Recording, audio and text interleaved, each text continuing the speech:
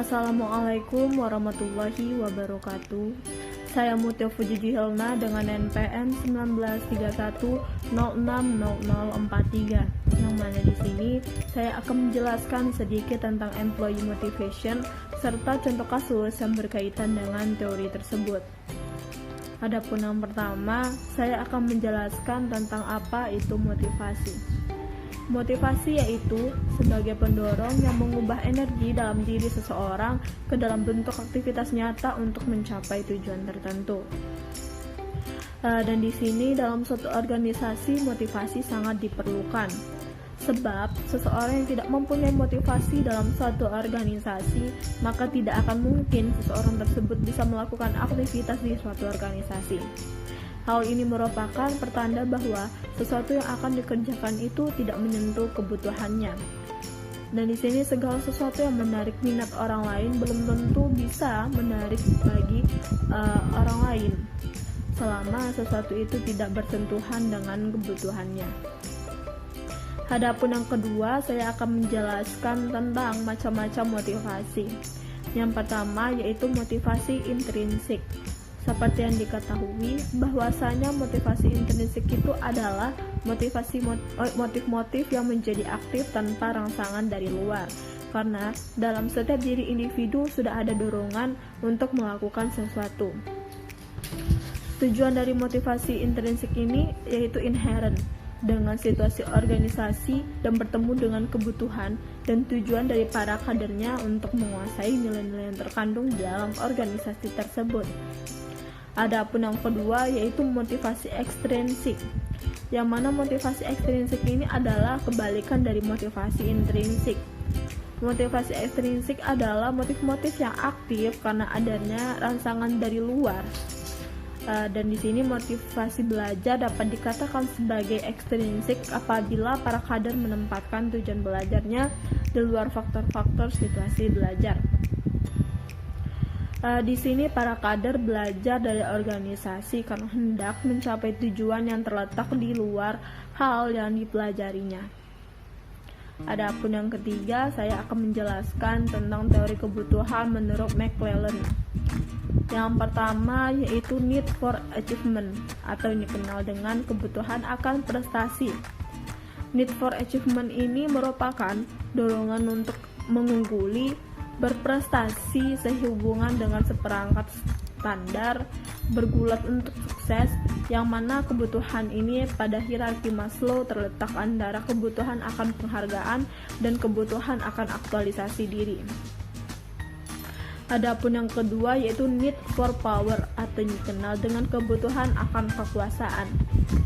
Need for power ini merupakan kebutuhan untuk membuat orang lain berperilaku dalam suatu cara di mana orang-orang itu tanpa dipaksa tidak akan berperilaku demikian, atau satu bentuk ekspresi dari individu untuk mengendalikan dan mempengaruhi orang lain.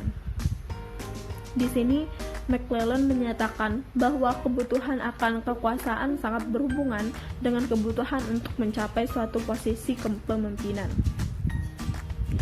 Adapun yang ketiga yaitu need for affiliation atau yang dikenal dengan kebutuhan akan afiliasi.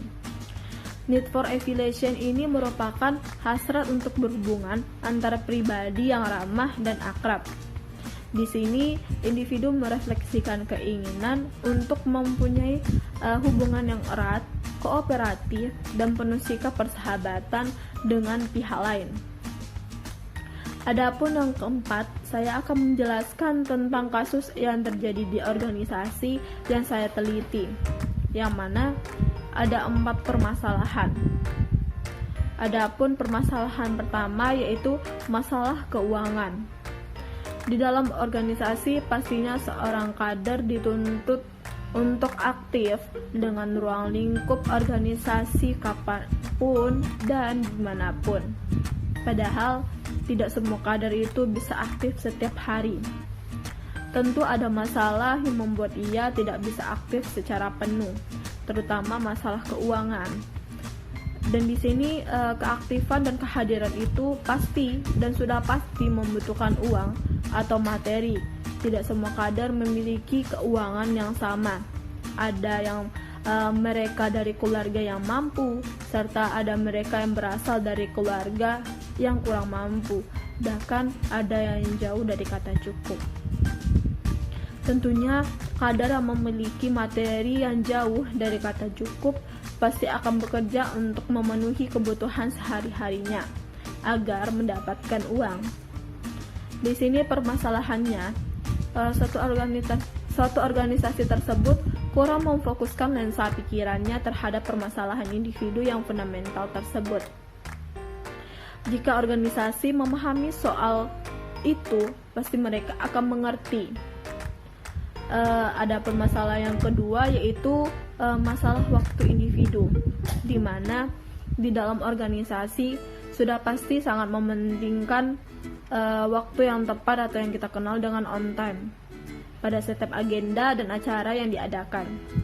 Tidak semua orang bisa on time di suatu agenda. Mungkin saja dia ada suatu masalah atau ada hal lain di luar sana, yang mana hal tersebut harus terlebih dahulu didahulukan. Tetapi dalam organisasi seringkali tidak peduli dengan hal tersebut. Adapun masalah yang ketiga, yaitu datang dari pribadi individu itu sendiri, yang mana di saat kita berorganisasi, walaupun kepala sama hitam, tentunya pikiran akan berbeda-beda. Walaupun hati sama bentuknya, tetapi yang dirasakan pasti berbeda-beda. Kebanyakan di dalam organisasi, senior lebih mementingkan ucapannya sendiri, dan terkadang senior hanya ingin didengar tetapi tidak mau mendengar. Yang keempat, ada hyper egosentris, yang mana pada semua organisasi pastinya ada yang dinamakan dengan senioritas. Di dalam satu organisasi, tentunya di saat ada seseorang ditunjuk untuk mengerjakan sesuatu, pasti memiliki porsinya masing-masing. Tapi kebanyakan senior tidak mementingkan hal tersebut. Ia cenderung untuk menyamaratakan semua pemikiran dan tidak mau mendengar saran dari juniornya. Di sini senioritas boleh-boleh saja, tetapi harus lihat kondisinya. Jika kemampuan ia sampai di situ, ya silahkan. Jika tidak, artinya pemaksaan. Adapun yang selanjutnya, yaitu hasil analisis menggunakan teori employee motivation, dan dari permasalahan di atas, orang tersebut bisa dianalisis menggunakan teori motivasi ekstrinsik, yang mana motivasi ekstrinsik itu sendiri yaitu karena dia butuh dorongan-dorongan seperti perhatian di dalam organisasi yang mengarah kepada emosionalnya. Bagaimana ia akan berorganisasi dengan baik jika orang-orang yang ada di dalam organisasi tersebut tidak bisa berbuat baik, dan bagaimana ia termotivasi untuk aktif kembali, yang mana di dalam organisasi tersebut orang-orang yang ada di dalamnya tidak mau tahu dan mengerti tentang apa yang sedang ia alami. Dan di sini hanya 30% organisasi yang menanyakan masalah keuangan individu, keluarga individu, memberi masukan dan jalan keluar dari suatu masalah yang dialami oleh kader tersebut.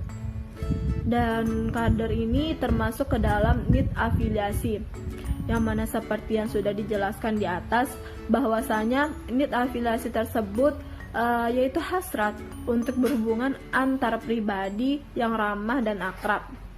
Di sini individu merefleksikan keinginan untuk mempunyai hubungan yang erat, kooperatif, dan penuh sikap persahabatan dengan pihak lain. Di sini individu yang mempunyai kebutuhan afiliasi yang tinggi umumnya berhasil dalam pekerjaan yang memerlukan interaksi sosial yang tinggi. Adapun selanjutnya solusi yang didapatkan untuk permasalahan tersebut, yaitu maka alangkah baiknya di dalam organisasi tidak hanya memikirkan ruang lingkup, agenda, dan acara, tetapi diiringi dengan bincangan kekeluargaan. Jika sudah menjadi keluarga, masalah apapun bisa diatasi sehingga tercapainya goal setting. Adapun yang selanjutnya yaitu kesimpulan. Dalam organisasi, kita harus saling memahami dan mengerti satu sama lain. Yang artinya memahami adalah tidak memikirkan diri sendiri atau tidak mementingkan diri kita terlebih dahulu, tetapi lebih mementingkan kelompok. Karena dalam kelompok itu pasti ada memiliki masalah besar, sedang, dan kecil. Maka dari itu, senior, junior harus sama-sama mengerti dan memahami, dan harus terjalin komunikasi yang erat serta pendekatan emosional yang kuat.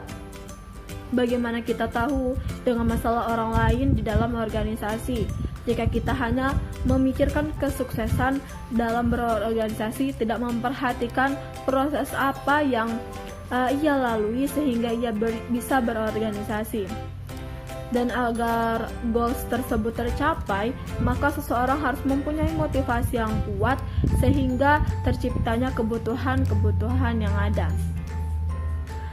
Baiklah, mungkin cukup sekian yang dapat saya jelaskan. Kurang lebihnya saya mohon maaf. Kepada Allah saya mohon ampun. Saya akhiri, ihdinas siratal mustaqim. Wallahu muwaffiq ila aqwamit thoriq. Wassalamualaikum warahmatullahi wabarakatuh.